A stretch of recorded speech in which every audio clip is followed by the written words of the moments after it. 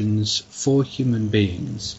So, we recognise that it is an issue that does need to be addressed.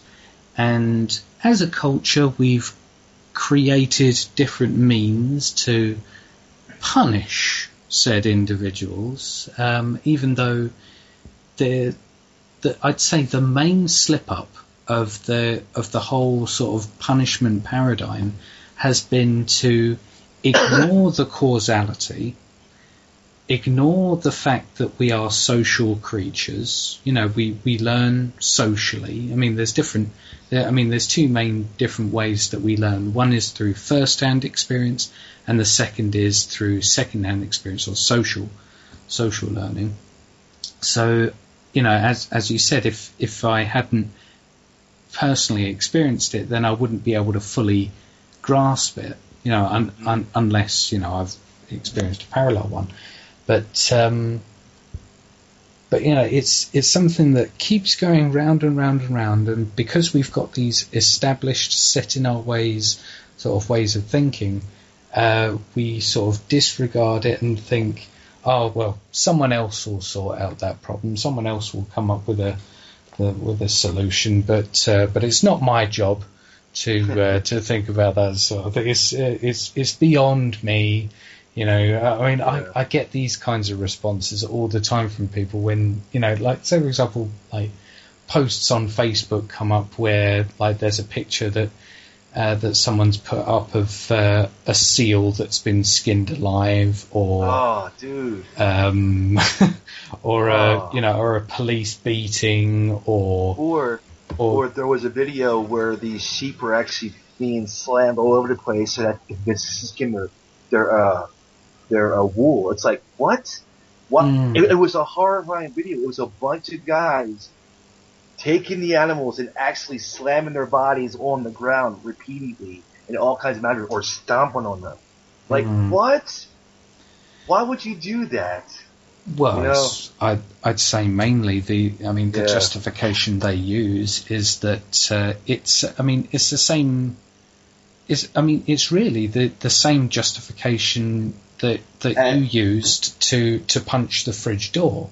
Except, exactly. You knew it was something to inflict, an exertion of anger towards in the form of violence.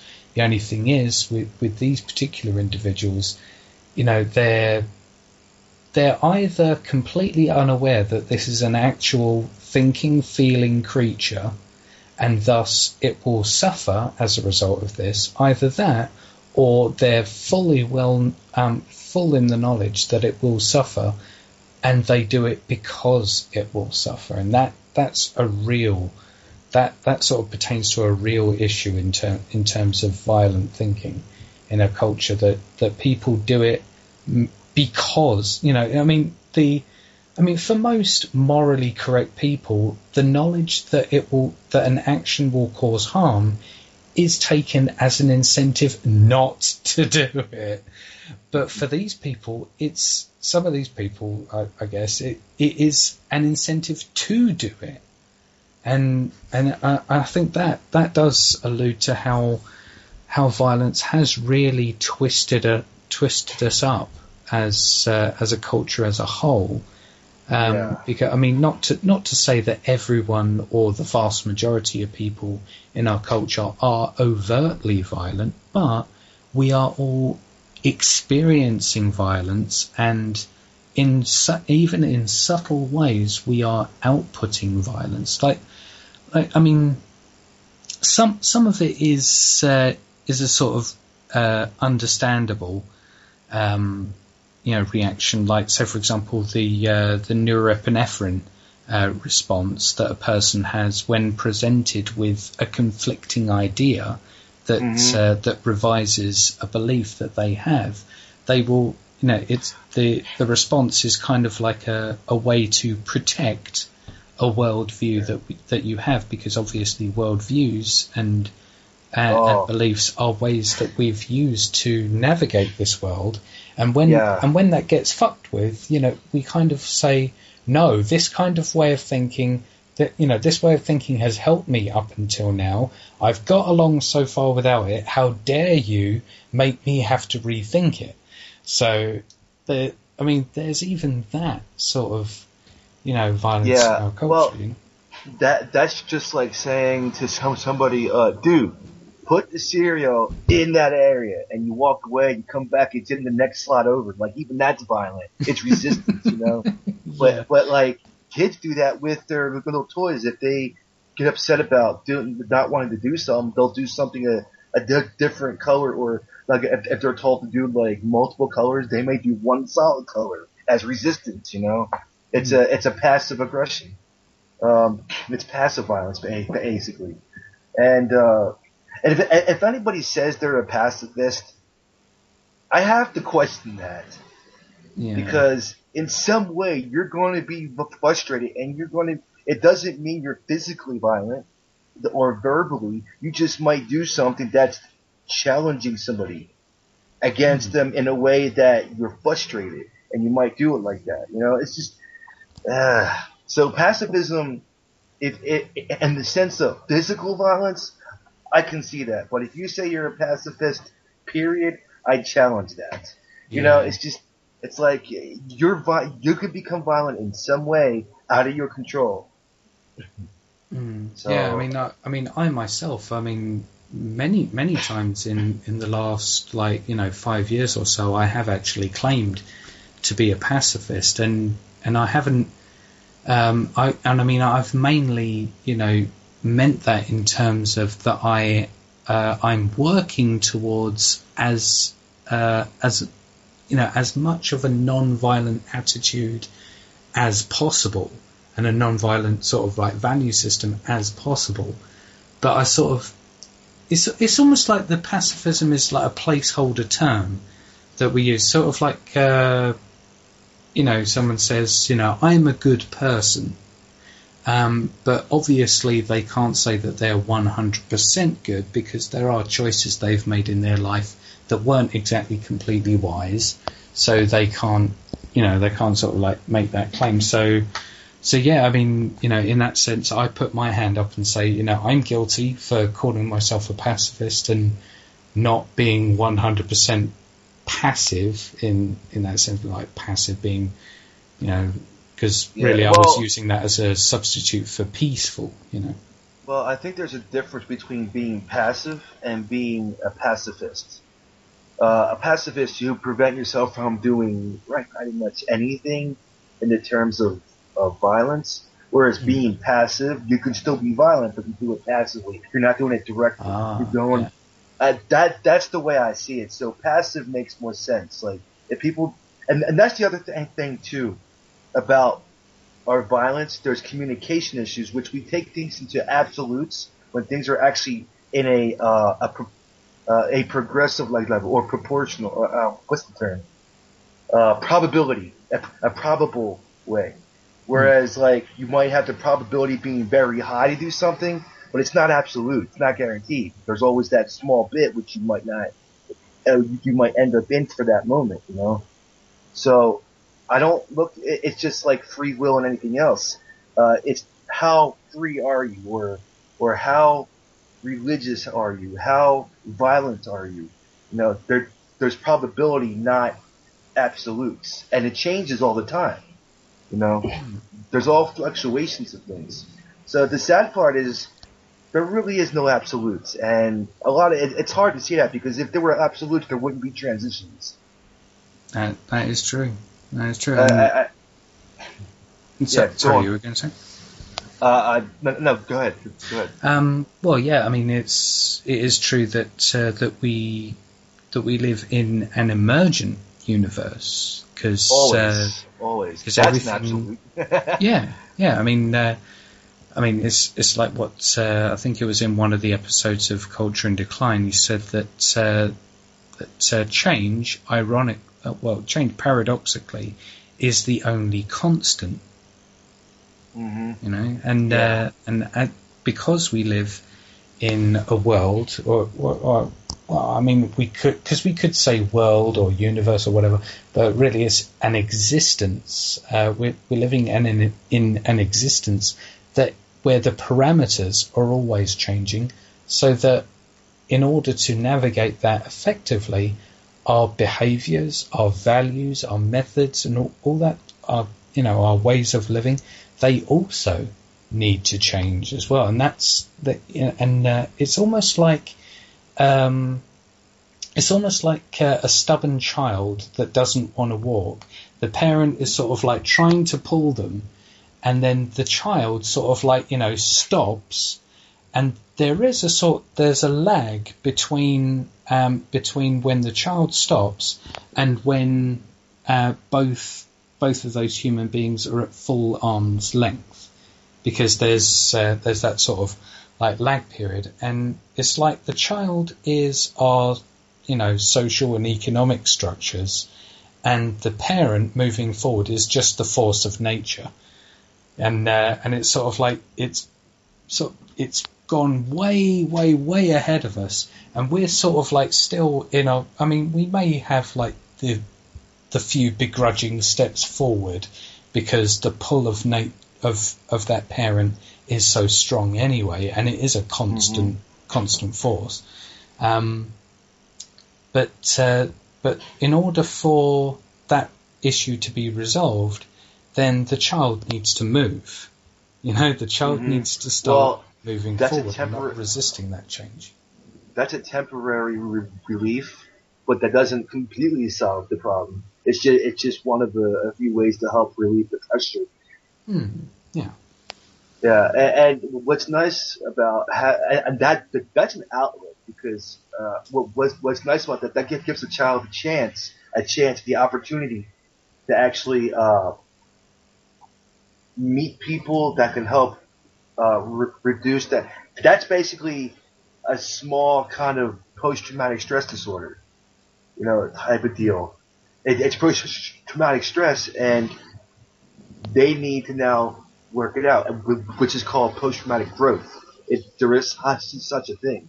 And that's the other thing too. A lot of these disorders, again, going back to even Tourette's and ADD, and Asperger's disease and all that stuff. It's all disorders that are within the body. Same thing with cancer. It's all comes from within the body because of all the stress going on. Now, cancer specifically, though, from what I understand, is our white blood cells can kill cancer, but when we're constantly stressed, our immune system is much lower, and that allows any kind of cancer coming about to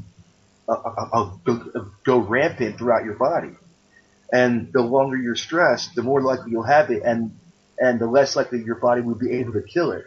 But the thing is, a cancer can reach a certain point, the way I see it, that the white blood cells can't keep up with its growth. And that's a bad thing, because, of course, you got people who are dying of cancer, having all kinds of issues, and it's really sad, especially when there are cures for it, but most of it's privatized or illegal, Yeah, I mean, well, one of the one question, one of the things that I love doing is sort of like thinking up like, hard-hitting, very brief questions that, because I call them logic bombs. I just love just giving these people like these questions that is really sort of like, kind of paradigm shaking to answer honestly. And the one I would ask ask people in the context of cancer is, what would a cancer cure do to the economy? Oh God. that would totally rupture the entire a big portion of what we got, and we start doing. I think we should just do that at one point. Somehow get all the cures, or feed everybody that too, and give a big disruption in it. Then it's like the Star Wars giant globe machine, the Death Star, where you have a big gaping hole in the system.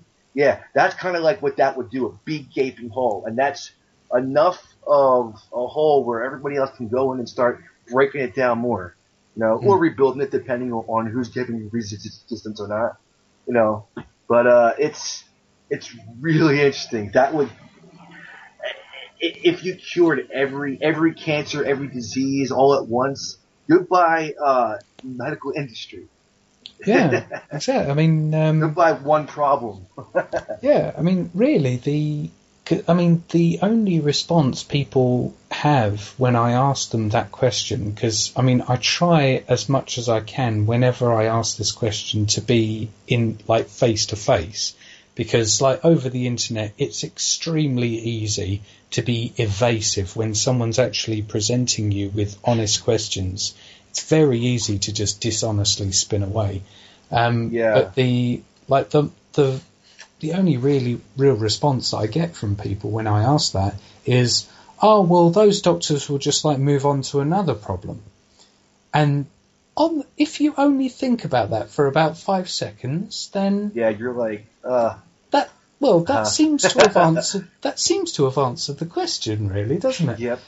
But think about it for a little bit longer, and then the initial realization dawns on you that, wait a minute, in order for the healthcare industry to remain an industry, it requires problems. Uh-huh. Yeah, exactly. It requires, molecular problems to exist, biochemical, diseases, disorders to actually exist. It requires problems. So, is it interested in resolving them? No. Well, that's just it. Because this whole system is based on money, money's efficiency works based on how the rate of efficiency for money is dependent upon the rate of inefficiency on everything else.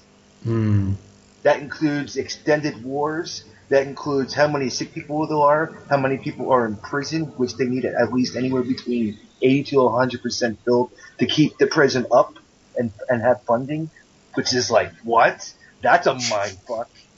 and when you look at even police force, schools, if schools were well educated, we would have too many people realizing the problem and helping even way more protesters at once. Yeah. You know, people would not be going to war. They wouldn't be joining the military. They wouldn't be joining. Police force is understandable for a localized region because there are some people who do have conditions that they can't control. They're less free in their behavior. And that's where you got things of violence, which isn't, in reality, it's no one's fault what they do, but they have a more of a physical damage cause. We know the actual cause for that particular behavior, which is damage to the brain. And then again, if we solve that problem, again, we're going to have another big ass hole in the economy.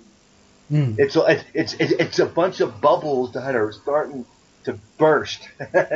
It's starting to. It can't sustain because if you look at any bubble you make, how long does it last? When you blow bubbles, as long as the bubble's requirements are reinforced in the environment itself. And its outer shell is eroding from the other the other molecules bouncing off of it. You know, so it's eventually going to have a point where it pops. So all these bubbles are bursting and they're trying to reform, but it's becoming they're popping more and more often each time. So it's going to eventually come to a point where they can't reform the bubbles anymore. It's just we need to be ready with like technology and be aware, or at least try to change it before that happens, because if that happens, we're most likely not going to be able to get an RBE. We're going to either revert back to tribal times because it's so bad you can't fix it, or we're going to go extinct. Period. And right now, with the way things are disappearing at the rate of 1,000 times faster than ever before, it's like, what? You know, I mean, we already lost half the species of the planet within a matter of 3 years. Like, wow, hello, let's wake up here. You know, But unfortunately, that's hidden by mainstream media. Like, really? The people doing this job of hiding media, why aren't you guys, like, horrified by this? You may think that you're fine, but just wait till we start losing more and more trees and having a hard time breathing everywhere, and you're going to wonder what's going on while you're wheezing. You know? Yeah, exactly. And that's the thing. It's the unfortunate thing that in order to shake the most indoctrinated out of this mainstream stupor, is unfortunately people have to be personally affected. You know, it's just like with going back to the humans being creatures of habit. Unless if you feel comfortable, or if you are comfortable, then you will have no incentive to improve your living conditions. But and you require that stressor to sort of snap you out of it and say, hey, something's not quite right here, something needs to improve. The thing is with our current society is that the reason why they're having to maximize more and more and more all the time on different ways of dumbing people down is because the evidence of all this negativity is stacking up all the time. It's just stacking and stacking and stacking and stacking, and more evidence is coming to the fore, and thus people have to be indoctrinated more to look the other way. And that's the thing. But eventually, it doesn't matter how much news you watch, you will eventually have to suffer some kind of violence in order to actually snap you out and go, wait a minute, maybe what those conspiracy theorists and those Zytards were saying was actually, maybe they actually had a point. Maybe me sitting in my maybe me sitting on my sofa watching soap operas and scoffing scoffing loads of different like fatty foods and not exercising and just going to my job. Maybe that is completely unnecessary. But wait a minute. Whoop, whoop, whoop, whoop, whoop. I have to change my way of thinking. Shit! That's too much work. That's more work than working out. Yeah, so when's the next season of Game of Thrones on? Oh, it's already been released. Oh, cool. Is it on uTorrent? Sweet, right, get on that shit. Like, distract me from my fucking drudgery. Oh my god. Oh, speaking of all these shows, man, I stopped watching TV a long time ago. I sometimes watch a show here and there just to get my brain a break from all the studying I've been doing. But it's nice to have some relief if it's interesting. Yeah. But I can't watch TV. Oh, and speaking of Zytards, I'm proud to have that name. If I'm a Zytard, that means I'm doing something right. Yeah, exactly.